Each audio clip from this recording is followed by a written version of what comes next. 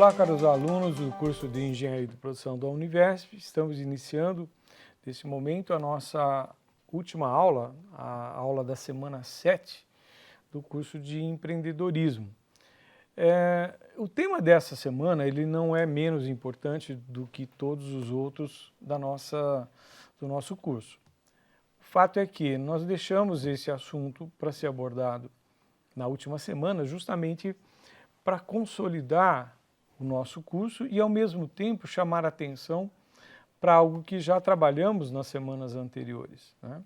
Que as pesquisas ou os estudos, digamos assim, de investigação do porquê as empresas, nos primeiros anos de vida, elas não têm um sucesso e, consequentemente, o índice de mortalidade de empresas no primeiro e segundo ano é muito elevado, e um número bem menor chega lá ao quinto ano e daí para frente se consolidam, né? E existem algumas perguntas que precisam ser respondidas, e por que às vezes uma coisa que é tão importante, tão motivadora para uma pessoa, acaba em fracasso. O Sebrae tem feito trabalhos magníficos de investigação nesses últimos 15, 20 anos. E numa pesquisa mais recente que nós estamos fundamentando o contexto desta aula. Essa pesquisa, inclusive, na íntegra, ela vai estar à disposição de vocês no nosso material da disciplina. Okay? Então, vamos observar essa questão da implantação do plano de negócio. Na nossa última aula, nós falamos da estrutura e a importância de um plano de negócio.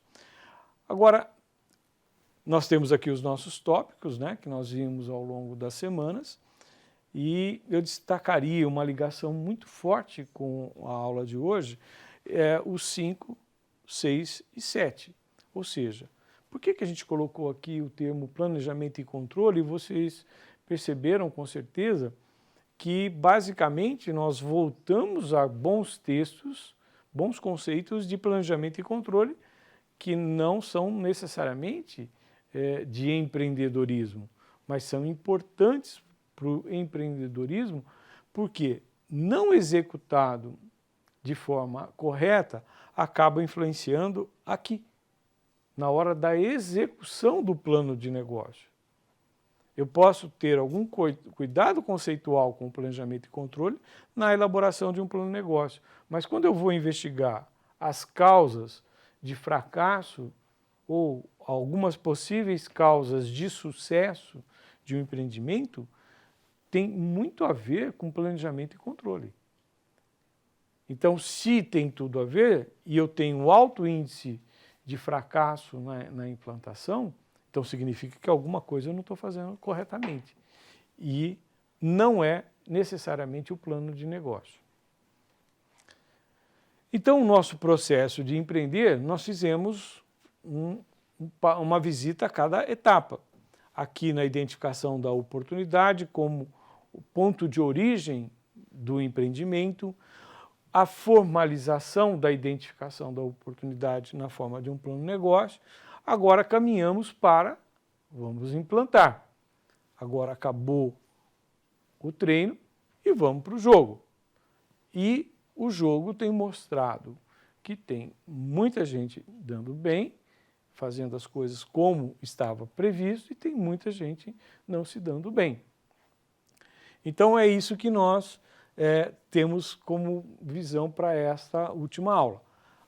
Esse processo de estruturação de recursos e a gestão propriamente dita, ou seja, as duas últimas etapas do processo de empreender que assumimos como uma coisa saudável para empreender e para o empreendedorismo.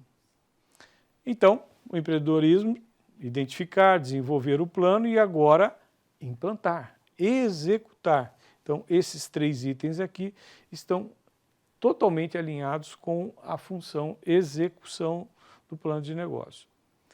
Então, eu tenho um plano de negócio, ele tem uma estrutura semelhante a isso ou uma estrutura diferente dessa, não importa, eu tenho o plano de negócio e ele vai subsidiar as minhas decisões, as minhas ações na implantação. E aí, como nós conversamos, quando se observa as pesquisas ou as investigações sobre por que as empresas fecham, se destacou 3 pontos relevantes, não são os únicos, mas, digamos, os 3 mais citados ou os 3 mais identificados. O primeiro refere-se ao planejamento prévio. Tá? E aí, algumas constatações, né? Então, o primeiro em relação a planejamento, o segundo, a gestão propriamente dita, então, tudo a ver com aquele fluxo do processo de empreender do slide anterior, e um terceiro ponto muito importante, que é o posicionamento do indivíduo em relação ao empreendimento, ou seja, o comportamento empreendedor. Aqui, em relação ao planejamento prévio, 2 grupos bem, digamos, distintos. Os que fecharam consideram o planejamento prévio como o fator mais importante. Então, os que fecharam reconhecem que o planejamento é muito importante. Os que estão em atividade depois daquele ciclo, digamos que normalmente vem o tropeção aí, digamos assim, o fator fracasso, né, como consequência, eles apontaram que o planejamento prévio combinado à gestão após a abertura do negócio é muito importante. Então vejam bem que tanto quem não obteve sucesso como quem obteve sucesso realça o planejamento como ponto vital. E quem obteve sucesso ainda coloca como, digamos, um elemento, o segundo aqui, a gestão. Bom, então, planejamento prévio. O que a gente deveria ter como cuidado? Ao abrir a empresa, parte dos empreendedores não levantou, informações importantes sobre o mercado. Ou seja, eu posso estar com a, digamos, predisposição de planejar, mas eu tenho que fazer na dimensão correta, porque se o planejar obter visões, obter situações, identificar situações do presente que eu tenho que levar para o futuro, se eu não fizer um levantamento adequado das informações, principalmente de mercado, eu vou ter problema. Itens básicos não bem levantados.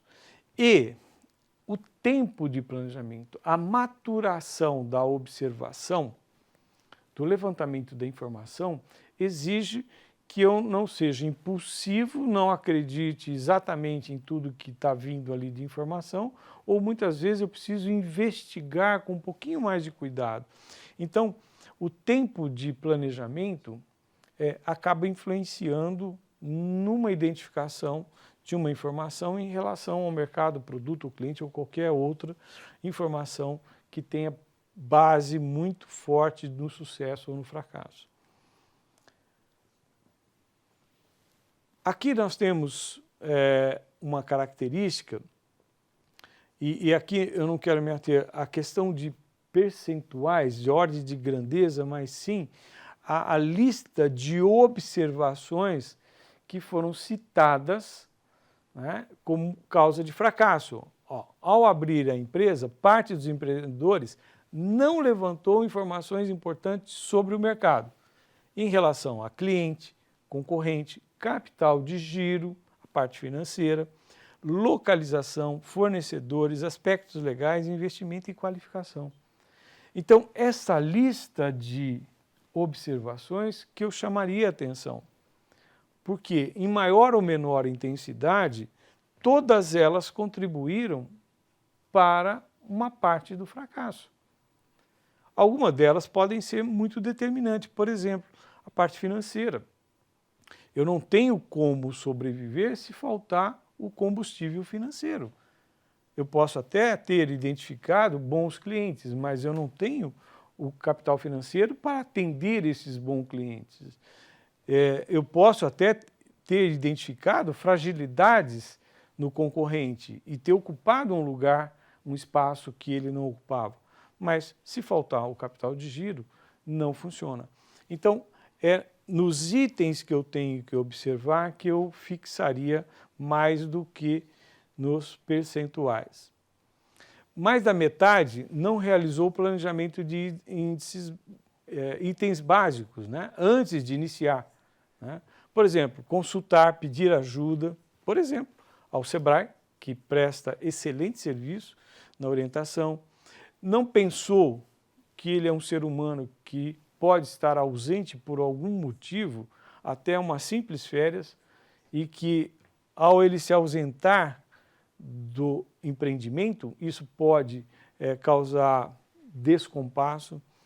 Não fizeram um plano de negócios, não trataram desperdício como uma causa muito séria, enfim, itens, né, o nível de vendas que se é necessário, enfim, o público-alvo, uma série de situações muito básicas.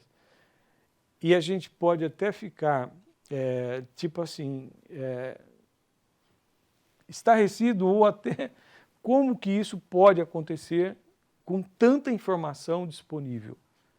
Pois é a pura realidade. Existe muita informação, sim, mas olha só, as pessoas não fazendo um plano de negócio, ou seja, negligenciando com a função planejamento, que é muito fácil de ser entendido o porquê de planejar. E por isso que nós revisitamos o conceito de planejamento e controle. O nível de falta de planejamento é muito elevado. E isso causa, digamos assim, um abalo para o sonho de ser empreendedor. E se eu estou empreendendo o meu próprio negócio, eu estou empreendendo no ambiente interno, eu vou ter essas variáveis aqui me causando dor de cabeça. E o tempo de planejamento, como nós falamos, ele interfere. Porque, vejam bem, as empresas que estão em atividades declararam que em 31% delas, elas planejaram por um período superior a 6 meses, enquanto as que foram mal sucedidas ficaram com mais de 6 meses apenas 18%. Ou seja, isso também é um fator que acaba interferindo no sucesso. Quanto à gestão, né? As empresas que costumam com frequência aperfeiçoar produtos e serviços estão atualizadas com respeito a tecnologias, processos e procedimentos. Ou seja, tem mais sensibilidade para a capacitação. Então, quando eu estou sensível que eu não tenho as respostas sempre da mesma forma, eu me exponho ao aperfeiçoamento, à observação, isso acaba mudando o meu estilo de gestão e eu acabo acompanhando a tendência no meu segmento ou naquela área. Buscar conhecimentos, estratégia de diferenciação muitas vezes é melhor do que você focar em custos, né? Então, pegando aqui as estratégias de planejamento estratégico, eu vou ser diferenciado com a minha oferta ou vou atuar com custo? Custo eu tenho uma facilidade, mas eu tenho um risco, porque as margens digamos assim, de retorno podem ser muito baixas. Então, se eu não tenho uma estrutura financeira para essa situação, pode ser perigoso. E não tem conhecimento eterno, eu tenho que buscar sempre atualização. E o comportamento que vai no indivíduo, como ele acaba interferindo na implantação, né? Se antecipar aos fatos é essencial no mundo competitivo. Depois que aconteceu, eu fui o último a saber do que aconteceu no meu setor, eu posso já não ter mais condições de recuperar. Então, a observação, ser proativo e não reativo, essa faz muita diferença na implantação. Esse posicionamento, esse comportamento de proatividade é um seguro quanto eu vou chegar um pouco na frente, eu vou chegar junto com quem está na frente. Intensificar o contato com outras empresas. Dentro do possível, quanto mais eu conversar, dialogar com as partes interessadas, talvez eu consiga visualizar com antecipação linhas de tendência e acompanhar essas tendências e até tomar a decisão. Olha, eu não vou ter condições de acompanhar essa tendência, eu vou cair fora antes que um mal maior aconteça. Então, além de ter um plano de negócio, eu tenho que ter plano de ações, eu tenho que ter plano de atitudes, com metas, objetivos, indicadores, tudo que eu tenho direito para monitorar com antecedência aquilo que eu tenho que fazer. Então, isso é uma das características de erro na implantação. E aí a gente vai numa lista de muitas coisas que começam a explicar o fracasso, né? Se reconhece que 71% teve dificuldade, tá? E se teve dificuldade, o que foi mais pontualmente? As duas que mais se destacaram foi em relação ao cliente e em relação à parte financeira. E depois outras um pouco menos, mas há uma lista grande de pequenas causas, vamos dizer assim. Aqui estão destacadas as duas maiores. Mas o fato dessas duas maiores, numericamente, não quer dizer que as outras não sejam importantes. Quer dizer, é mais um ingrediente para contaminar o processo de negócio e, portanto, levar ao fracasso. Bom, com isso, nós temos os principais elementos para se preocupar que o processo de implantação ele é muito complexo quando não atendido requisitos básicos. Está recomendado na nossa semana de estudos um aprofundamento nessa pesquisa e em outros dados que justificam o alto índice de mortalidade de empresas no primeiro e segundo ano. Então, com isso, a gente entende que demos a vocês um ciclo de conhecimento de início, meio e fim do empreender. E com isso, vocês vão ter mais segurança, se apropriando desses conhecimentos e aplicando isso nas atividades de engenharia de produção. Muito obrigado por essa disciplina, por essas aulas e até uma próxima oportunidade.